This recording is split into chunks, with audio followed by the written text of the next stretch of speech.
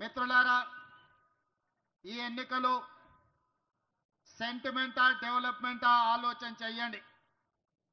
ఒకవేళ సెంటిమెంటునే మనము ఆమోదించాలంటే ఆనాడు 2007లో పి జనార్దన్ రెడ్డి గారు గుండెపోటుతో మరణించినప్పుడు అన్ని రాజకీయ పార్టీలు ఎంఐఎంతో సహా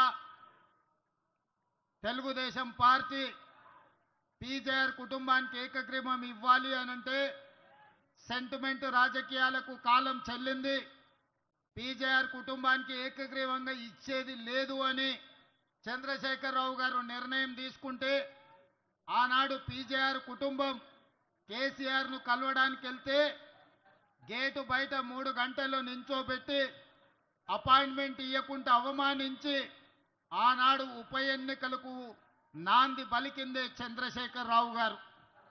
మరి 2007లో గొప్ప నాయకుడు పేదోళ్ళ గుండె ధైర్యం పీజేఆర్ చచ్చిపోతేనే ఆనాడు ఏకగ్రీవానికి అవకాశం ఇవ్వని చంద్రశేఖరరావు ఈరోజు ఆయన కుమారుడు కేటీఆర్ ఏ రకంగా బీఆర్ఎస్ ఎమ్మెల్యే అభ్యర్థిని సెంటిమెంటుతో ఓటేయమని అడుగుతున్నాడని నేను ఈరోజు అడగదలుచుకున్న మీ ద్వారా.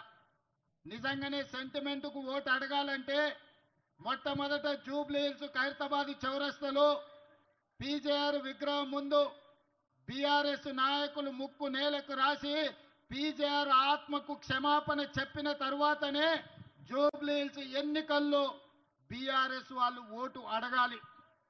ఇవాళ షేక్పేట కావచ్చు, రహమత్ నగర్ కావచ్చు, బోడబండ కావచ్చు, యూసుఫ్గూడ కావచ్చు, వెంగళరావు నగర్ కావచ్చు, సోమాజిగూడ కావచ్చు, ఇవాళ బీఆర్ఎస్ నాయకులు బెంజ్ కార్లు వదిలేసి ఇవాళ ఆటోలలో తిరుగుతున్నారు.